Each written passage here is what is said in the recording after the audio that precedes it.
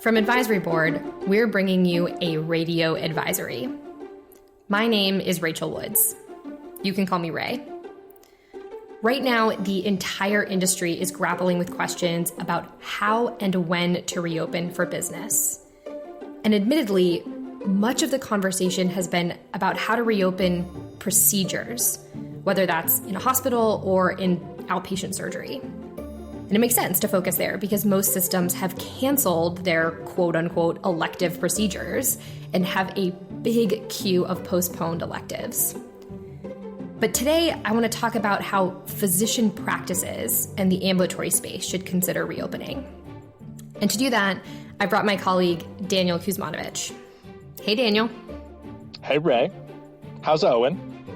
Owen is good. Owen, for those of you who don't know, is my dog who is hopefully being quiet and sleeping just underneath my dining room table where I am calling into this podcast from. Where are you calling from? I am hiding in a closet, avoiding the noise of Alexandria, calling in from my house. You know, Daniel, you are the first person to actually dial in from your closet. It seemed like the quietest option. Definitely could avoid the cat and its meowing for more food.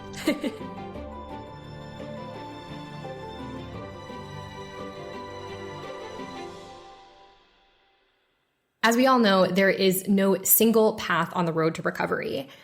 But I'm curious, from your perspective, Daniel, how should ambulatory practices be thinking about reopening? Well, first thing I want to grapple with is the word reopening. I think that's a word we're using a lot, but I think it's worth adding some nuance. Practices are closed at times and open at others. I mean, they're not officially shut down. And then a lot of the ambulatory visits have switched over to telehealth. So I think the real word here is moving back to where in-person visits are significantly provided. Reopening can be a crutch word we use, but I think that's the real world we have to be thinking about. And moving towards more quote unquote normal being majority in-person visits. So how would you tell an ambulatory leader to think about doing that? So I think there are three questions I would be asking. The first question is, can we do this? Can we quote unquote reopen? Second, it's should we? And then the last one is how? That's the framework I'd use to evaluate that. So let's start by going into the can and the should.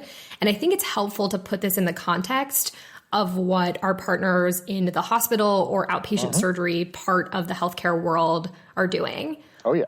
In what ways should ambulatory physician leaders be mimicking what their partners in the hospital world are doing? I think the point you've hit on is really important. There is a lot of overlap between ambulatory and hospital and how we approach quote unquote reopening. The first can we kind of question is this allowed from a regulatory perspective? And do we have the financial wherewithal to do it? The answer here is probably in line with what we would expect from hospitals. Leaders will need to consider kind of the cases in their market, cases in their state, local restrictions, resources, PPE, and testing. I think all of those are going to be really similar factors across hospitals and ambulatory settings. What are some of the things that ambulatory practices should be doing that's different than what their hospital partners might be doing? This is an important point to kind of keep in mind, and that is that there have been two very different experiences, shall we say. Experience number one is where you have had providers, physicians, advanced practice providers on the front lines of COVID, on the front lines of the pandemic. But then there's this other group of ambulatory providers and physicians who have kind of been on the sidelines. They have either been sitting it out doing telehealth, but not on the front lines of COVID, or they have been redeployed back from the inpatient setting over. And so these folks are going to be anxious to get back to work. And so it's almost a kind of coalescence. Two groups, one that's really excited to get to work and one that's a little, we'll call it quote unquote, war weary. Let's say an organization is ready to ramp up or resume some of that in-person care. Where should they actually start? I think priority one is COVID patients, intake, screening, triage. Priority two is then the backlog. This is the guidance we are giving to hospitals as well. Longer wait times for patients to resume care tend to increase that they avoid that care or that they defect to a competitor. That's what we want to prevent. A note here is that we want to think about preventive care and chronic patients, groups that have, not been able to get in. How do we think about that population, manage them? This is one of the biggest opportunities for an ambulatory practice to start working their way through that backlog.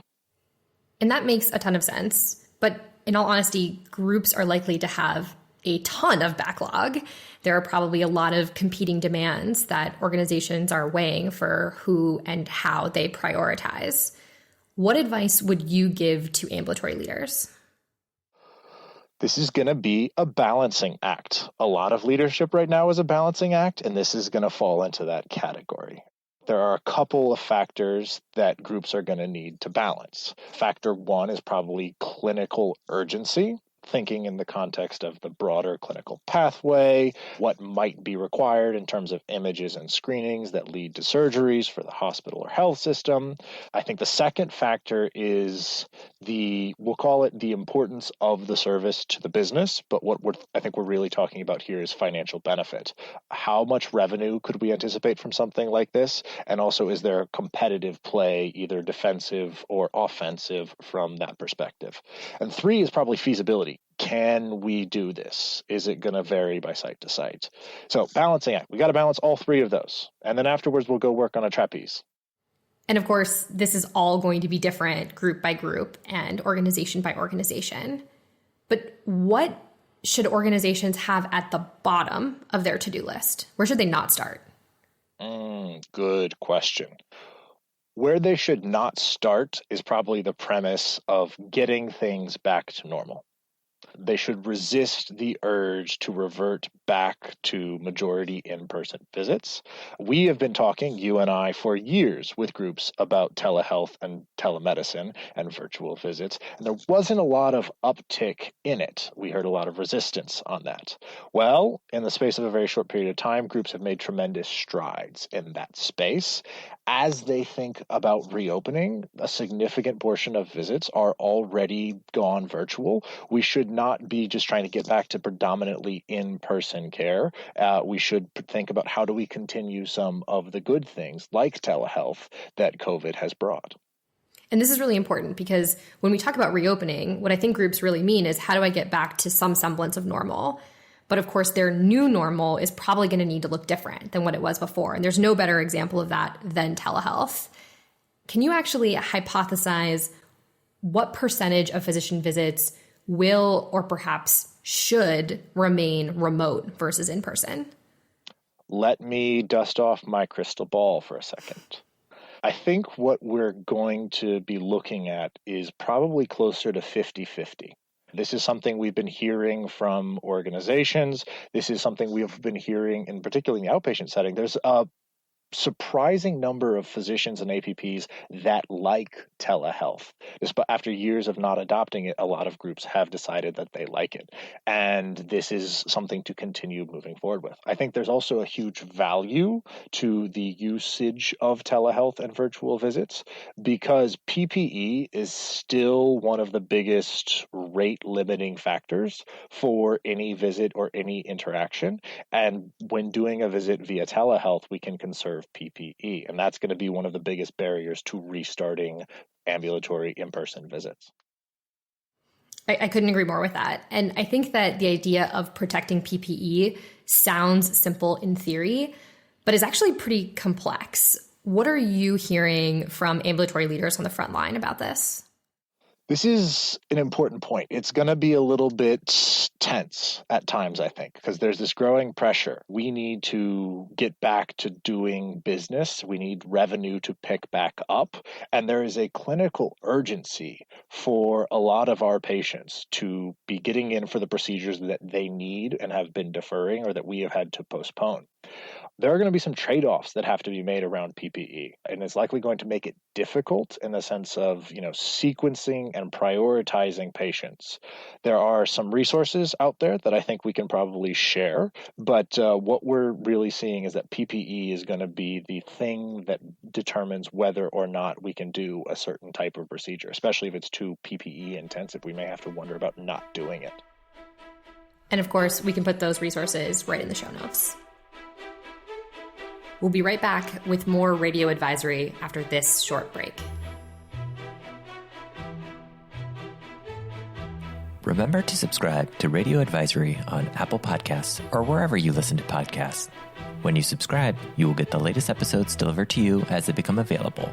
And if you like the podcast, leave a rating or a review.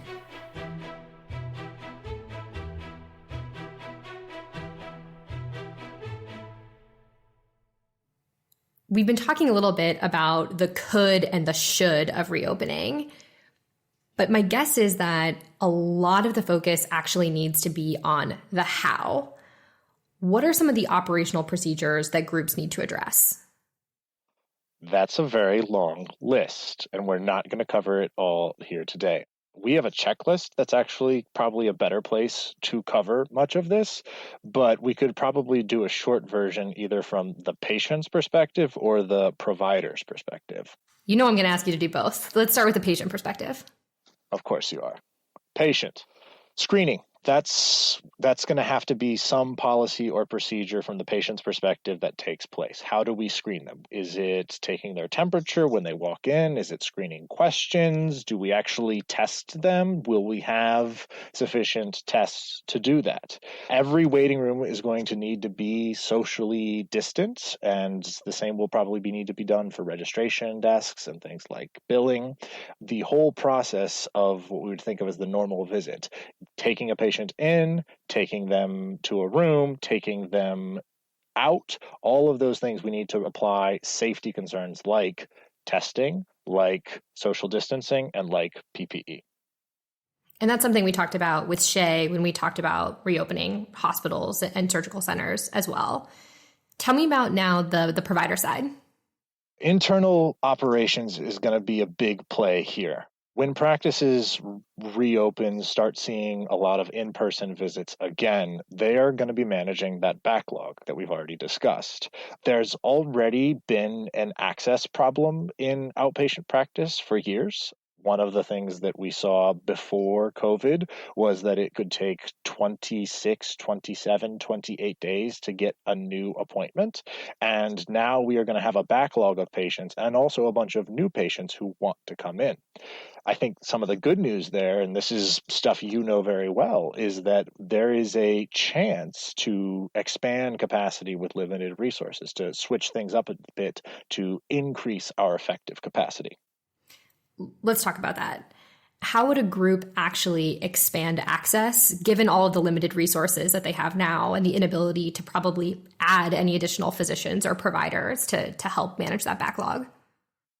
A lot of what I think about here is the idea of working smarter. This is going to be about making sure that every opportunity for a provider to see a patient actually has a provider seeing a patient, but in particular, the right patient. Some of the big ones that come to mind for me are no-shows. We're going to have to keep our no-show rate very low. I think referrals are going to be huge as well. The margin of error of having a patient come in to see our knee doc only to find out that they're a hip replacement, that's going to be a bit of a problem. And referring physicians are going to be a group that we really need to work with to get patients back in. This is important because I think just the way that providers and physicians interact with patients is going to look a heck of a lot different, right? You mentioned it with things like the waiting room or intake and triage. It's also true with how we intake requests from referring providers. And even things like pre-visit chart review is likely to get a lot more complex because clinically, you've got to figure out how to capture if that patient has symptoms. You also have to figure out if that patient maybe had a telehealth visit via FaceTime. Oh, yeah. The change, for instance, that we now need to make to our scheduling templates to account for longer chart review. We're going to have to really optimize our schedules and our templates for our providers in the outpatient setting to account for the complexity of the work and all of the time that this more complex work is going to take while we still try to be productive. And one of the things that we haven't talked about yet that's likely to be very different about care delivery is actually just the reliance on the care team. What are you hearing from the front lines about that? One of the silver linings of COVID from the care team perspective has been increased APP autonomy. Advanced practice providers have had a lot of state and national level restrictions on what they can do. And there's also been an element of have physicians really adopted them into their workflow? Have they really been willing to share the parts of care delivery with APPs?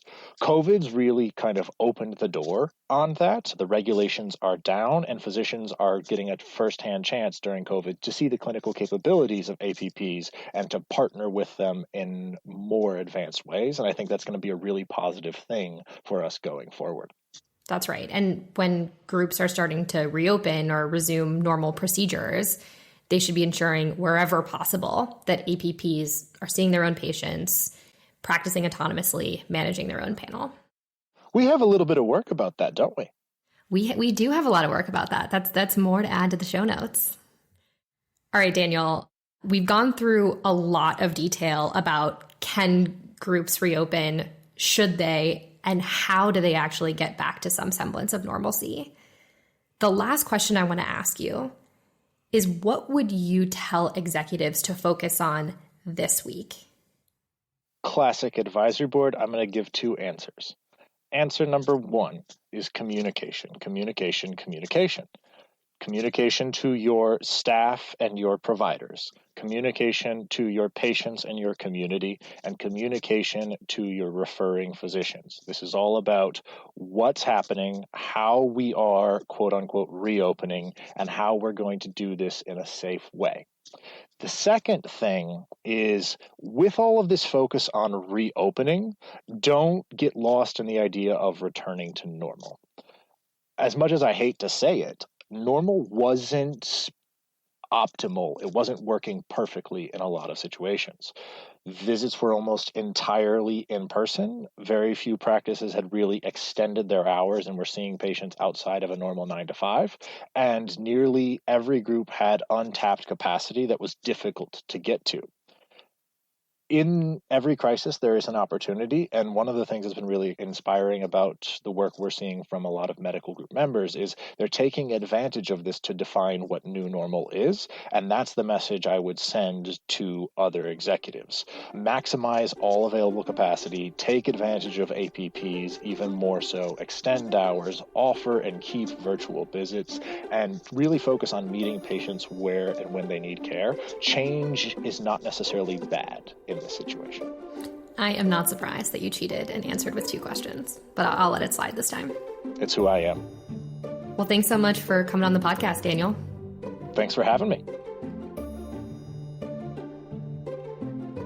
Medical group leaders are already considering how they start to reopen their practices. And it's easy to get bogged down by the obvious strategic questions, like when, where, and what services to actually prioritize first. But keep in mind, there are a whole host of operational policies that need to be implemented or changed in order to keep patients and providers safe. Don't lose sight of that necessary blocking and tackling. And as always, we're here to help.